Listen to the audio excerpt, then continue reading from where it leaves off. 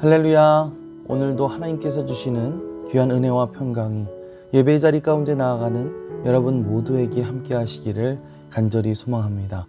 오늘 말씀은 민수기 19장 그리고 20장 말씀입니다.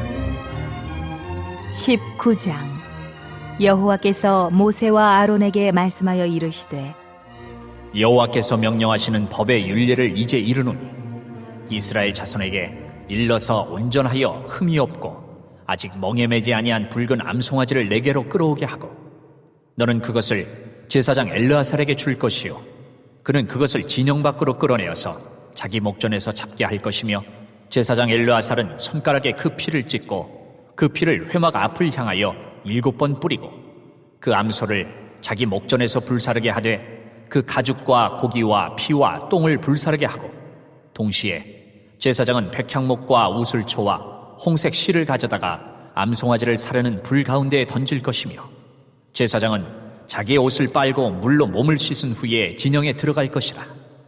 그는 저녁까지 부정하리라. 송아지를 불사른 자도 자기의 옷을 물로 빨고 물로 그 몸을 씻을 것이라. 그도 저녁까지 부정하리라. 이에 정결한 자가 암송아지의 죄를 거두어 진영 밖 정한 곳에 둘지니 이것은 이스라엘 자손 회중을 위하여 간직하였다가 부정을 씻는 물을 위해 간직할지니 그것은 속죄죄니라. 암송아지의 죄를 거둔 자도 자기의 옷을 빨 것이며 저녁까지 부정하리라. 이는 이스라엘 자손과 그 중에 거류하는 외인에게 영원한 율례니라.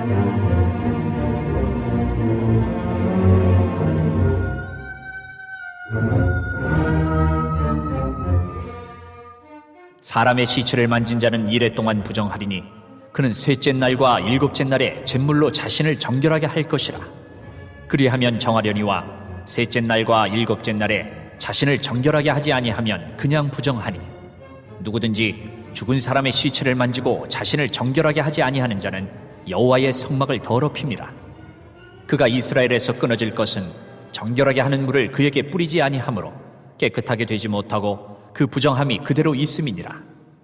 장막에서 사람이 죽을 때의 법은 이러하니 누구든지 그 장막에 들어가는 자와 그 장막에 있는 자가 이레 동안 부정할 것이며 뚜껑을 열어놓고 덮지 아니한 그릇은 모두 부정하니라.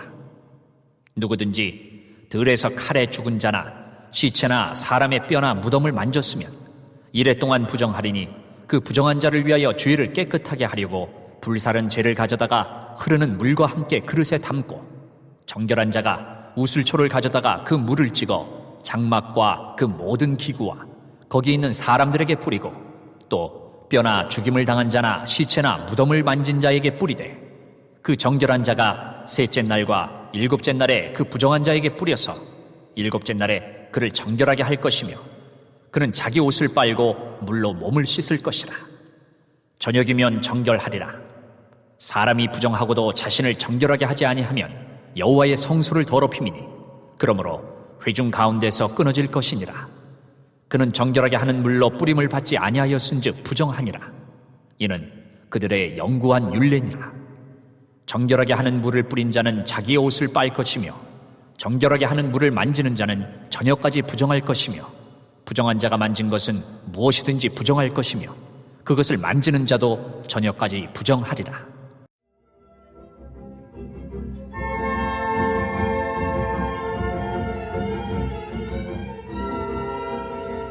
(20장) 첫째 달에 이스라엘 자손 곧 온 회중이 신광야에 이르러 백성이 가데스에 이르더니 미리암이 거기서 죽음에 거기에 장사되니라.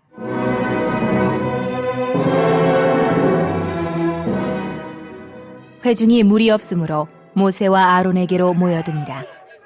백성이 모세와 다투어 말하여 이르되 우리 형제들이 여호와 앞에서 죽을 때에 우리도 죽었더라면 좋을 뻔하였도다. 너희가 어찌하여 여호와의 회중을 이 광야로 인도하여 우리와 우리 짐승이 다 여기서 죽게 하느냐? 너희가 어찌하여 우리를 애굽에서 나오게 하여 이 나쁜 곳으로 인도하였느냐?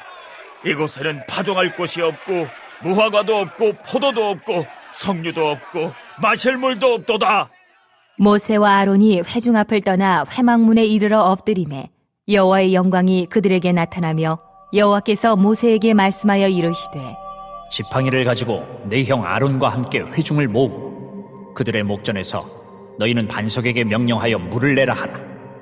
내가 그 반석이 물을 내게 하여 회중과 그들의 짐승에게 마시게 할지니라. 모세가 그 명령대로 여호와 앞에서 지팡이를 잡으니라. 모세와 아론이 회중을 그 반석 앞에 모으고 모세가 그들에게 이르되 반역한 너희여 들으라. 우리가 너희를 위하여 이 반석에서 물을 내랴. 하고 모세가 그의 손을 들어 그의 지팡이로 반석을 2번 치니 물이 많이 솟아나오므로 회중과 그들의 짐승이 마시니라. 여호와께서 모세와 아론에게 이르시되 너희가 나를 믿지 아니하고 이스라엘 자손의 목전에서 내 거룩함을 나타내지 아니한 고로 너희는 이 회중을 내가 그들에게 준 땅으로 인도하여 드리지 못하리라. 하시니라. 이스라엘 자손이 여호와와 다투었으므로 이를 무리바 무리라 하니라. 여호와께서 그들 중에서 그 거룩함을 나타내셨더라.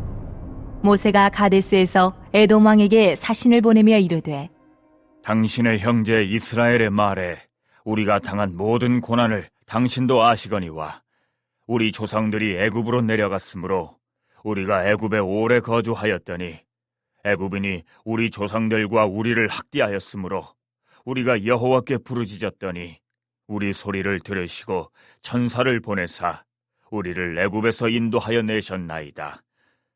이제 우리가 당신의 변방 모퉁이 한 성읍 가데스에 있사오니 청하건대 우리에게 당신의 땅을 지나가게 하소서. 우리가 밭으로나 포도원으로 지나가지 아니하고 우물물도 마시지 아니하고 왕의 큰 길로만 지나가고 당신의 지경에서 나가기까지 왼쪽으로나 오른쪽으로나 치우치지 아니하리이다 한다고 하라. 하였더니 에돔 왕이 대답하되 너는 우리 가운데로 지나가지 못하리라. 내가 칼을 들고 나아가 너를 대적할까 하노라. 이스라엘 자손이 이르되 우리가 큰 길로만 지나가겠고 우리나 우리 짐승이 당신의 물을 마시면 그 값을 낼 것이라. 우리가 도보로 지나갈 뿐인즉 아무 일도 없으리이다. 하나 그는 이르되 너는 지나가지 못하리라. 하고 에돔 왕이 많은 백성을 거느리고 나와서 강한 손으로 막으니 에돔 왕이 이같이 이스라엘이 그의 영토로 지나감을 용납하지 아니하므로 이스라엘이 그들에게서 돌이키니라.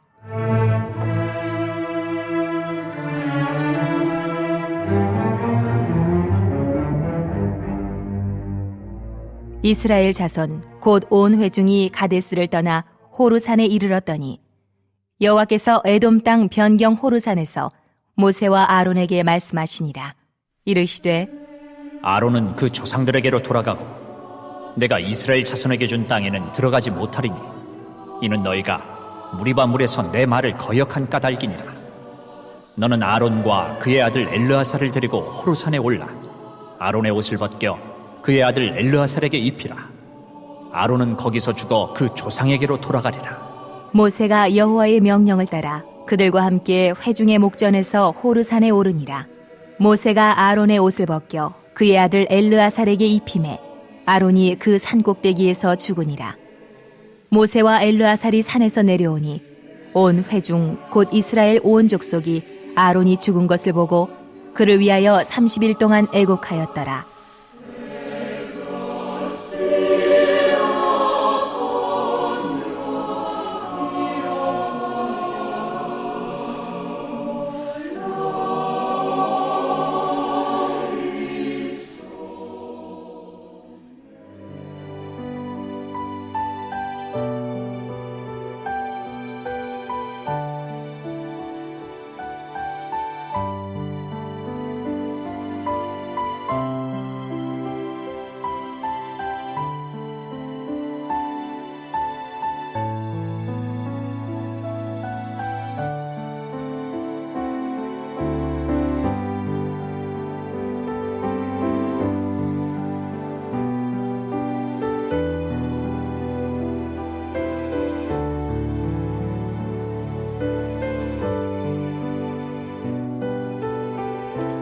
구약 성경에서 관심 있게 다루어지는 내용 중에 하나는 바로 한 사람이 하나님 앞에 정결해지는 것에 대한 내용입니다. 특히 오늘 우리가 읽은 민수기 19장 말씀에서는 시체를 만짐으로써 부정해지는 것에 대한 내용을 다루고 있는데요. 어떤 사람이 죽은 시체를 만졌을 경우 그는 하나님이 말씀해 주신 절차에 따라서 정결한 상태로 회복되는 그런 과정을 겪어야 했습니다. 율법에 따르면 부정한 사람이 정결하게 되기 위해서는 특별히 제작된 어떤 물을 뿌려야 했는데요. 그래서 19장 1절서부터 10절까지의 말씀에서는 정결하게 하는 그 물을 만들기 위한 방법을 설명해 주고 있습니다. 간단히 설명하자면 먼저 모세와 아론은 아직 멍에를 매지 않았던 붉은 암송아지를 데려와 진영 밖에서 잡았고 송아지를 잡을 때 나온 피를 손가락에 찍어 회막 앞을 향해 7번 뿌렸습니다. 그리고 그 송아지는 불로 완전히 태워졌는데 제사장은 그 불 위에 백향목과 우슬초, 홍색실을 함께 태웠으며 그렇게 다 타고 남은 재를 거두어 이스라엘 회중의 죄를 씻는 물에 사용하였습니다. 11절 이하 말씀에서는 사람의 시체를 만진 사람에 대한 정결 예식을 다루고 있는데요. 이것은 시체를 간접적으로 만진 사람에게도 적용이 되었는데 예를 들어 어떤 사람이 장막 안에서 죽었을 때 모르고 들어갔을 경우 그 사람 역시 부정해졌습니다. 또한 사람이 죽은 방에 있던 그릇의 내용물도 뚜껑이 없었다면 역시 부정하게 여겨졌고요. 그 사람이 자연사를 했든 전쟁으로 죽었든 그 시신을 만진 사람 역시 부정해졌습니다. 17절 말씀을 보면 그렇게 부정하게 된 사람들을 데리고 어떻게 예식을 진행하는지에 대해서 얘기해주고 있는데요. 부정하게 된 사람들에게는 아까 앞에서 이야기했던 송아지를 태운 재를 섞은 물을 가지고 우슬초에 찍어 뿌리는 방식을 통해 그 사람들을 정결하게 하는 그런 예식을 치렀습니다. 우리 20절에서 22절 말씀입니다. 사람이 부정하고도 자신을 정결하게 하지 아니하면 여호와의 성소를 더럽힘이니 그러므로 회중 가운데서 끊어질 것이니라. 그는 정결하게 하는 물로 뿌림을 받지 아니하였은즉 부정하니라.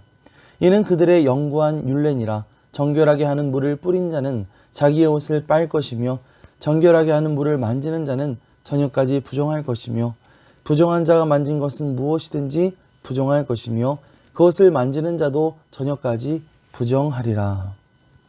사실 이 본문은 시체로 인해 부정해지는 경우들을 말하고 있는데 사실 우리가 앞에서도 한번 이야기했던 것처럼 그것은 어떤 자기의 의지가 아닌 경우에도 얼마든지 부정하게 될 수가 있었다는 사실입니다. 부정한 자가 만진 것을 내가 모르고 만졌을 경우가 있을 수 있고 또 시체가 있는 장막에 모르고 들어갈 수도 있으니까 이렇게 자신은 자기도 모르는 사이에 부정한 사람이 될 수 있다는 사실을 우리가 살펴볼 수가 있었습니다. 하지만 한편으로 이것을 통해 우리가 깨닫게 되는 것들이 있죠. 우리가 이 세상을 살아가는 동안에 이 죄로 인한 부정으로부터 우리가 완전히 자유로워질 수 없다는 사실입니다. 우리가 나름대로 열심히 경계하고 조심한다 하더라도 우리는 내가 아는 사이에 혹은 모르는 사이에 계속해서 이 죄의 영향을 받고 또 죄를 짓게 되기 때문이죠. 따라서 우리는 살아가는 날 동안에 계속해서 지속적으로 예수 그리스도의 십자가를 의지해야 할 줄 믿습니다. 계속해서 하나님 앞에 우리의 죄를 고백하고 또 회개하면서 겸손한 자세로 오늘 하루를 살아갈 수 있는 교우 여러분들 되시기를 간절히 소망합니다. 이어지는 20절 말씀에서는요, 이스라엘 백성들이 가나안 땅 앞에서 발길을 돌려 신광야로 들어간 이후에 모세에게 벌어진 몇 가지 사건들을 보도하고 있습니다. 첫 번째 사건은 모세의 누이였던 미리암이 죽은 것이죠. 미리암은 모세의 누나로서 이스라엘 백성들에게는 아주 중요한 여성 지도자였습니다. 비록 미리암이 모세의 리더십에 이의를 제기하다가 하나님께 혼난 적도 있었지만 그만큼 미리암이 이스라엘 백성들과 또 모세에게 많은 영향을 미칠 수 있었던 그런 지도자였다는 사실을 우리는 알 수가 있죠. 미리암의 죽음은 모세와 아론에게 큰 슬픔이 되었을 것입니다. 두 번째 사건은 이스라엘 백성들이 머물게 된 지역에 물이 없었던 사건이죠. 2절 이하의 말씀을 보면 백성들은 마실 물이 없는 것에 대해서 모세에게 불만을 표출하며 항의합니다. 그들은 왜 자신들을 애굽에서 나오게 해서 이런 나쁜 곳으로 인도하였는지 따졌죠. 모세와 아론은 하나님 앞에 엎드려 도우심을 간구할 수밖에 없었습니다. 하나님은 지팡이를 가지고 반석에게 명령하여 물이 나오게 하라고, 그것으로 사람들과 짐승들을 먹이라고 그렇게 말씀하셨습니다.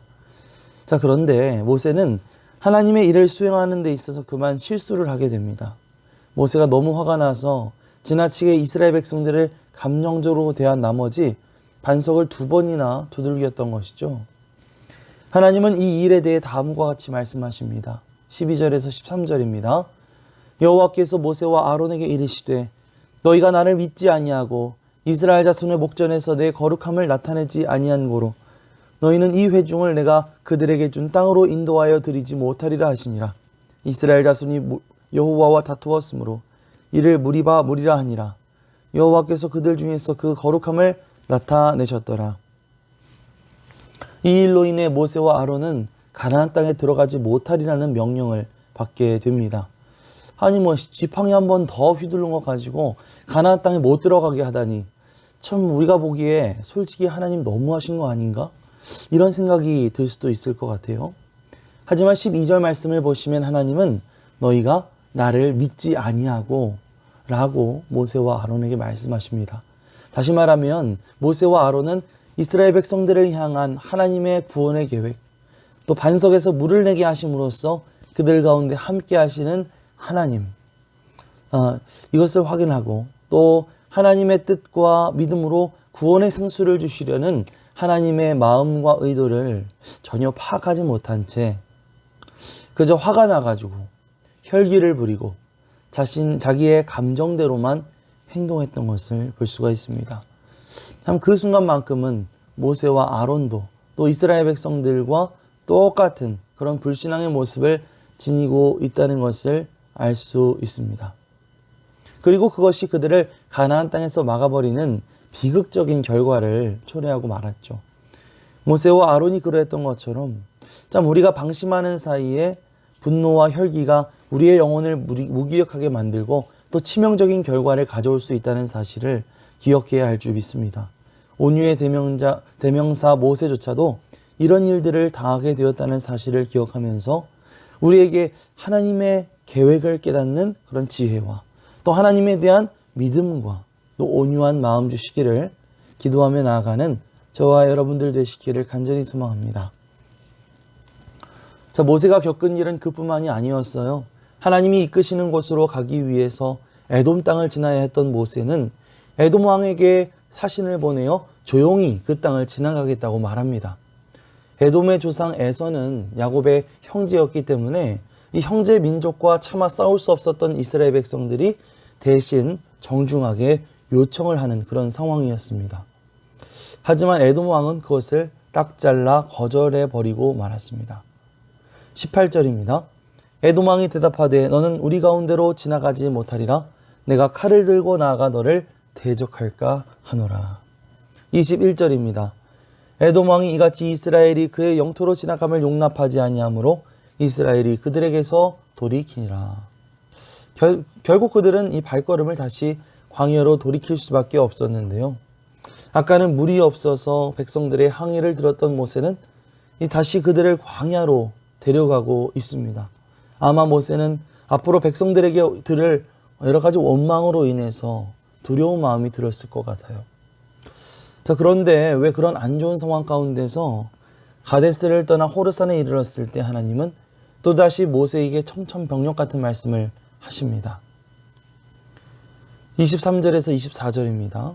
여호와께서 에돔 땅 변경 호르산에서 모세와 아론에게 말씀하시느니라.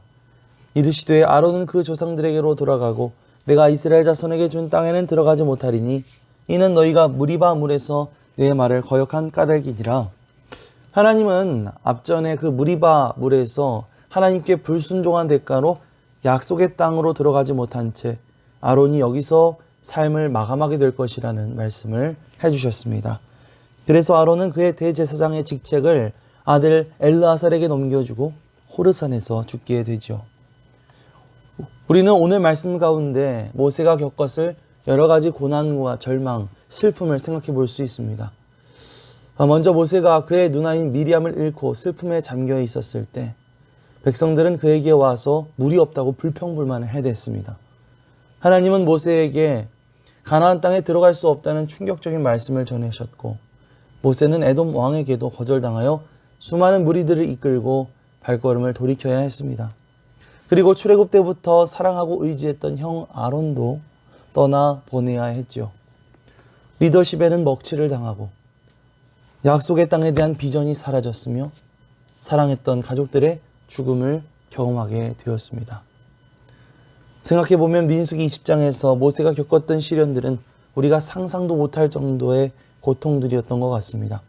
우리라면 분명 그런 상황들 가운데서 사역을 내려놓겠다고, 사역을 포기하겠다고 그렇게 말했을 것 같아요. 마찬가지로 하나님의 뜻대로 살아가다 보면 내 마음대로 되지 않을 뿐만 아니라 오히려 여러 가지 어려움과 난관에 부딪히게 될 때가 많습니다. 하지만 모세가 대단한 것은요, 그런 시련과 고통에도 불구하고 여전히 하나님 앞에서 신실하고 겸손하게 묵묵하게 맡겨진 그 소명의 길을 걸어갔다는 것이죠.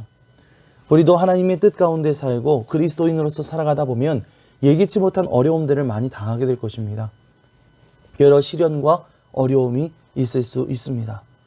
하지만 그럼에도 불구하고 우리도 모세처럼 그 맡겨진 소명의 길을 묵묵히 걸어가야 할 줄 믿습니다.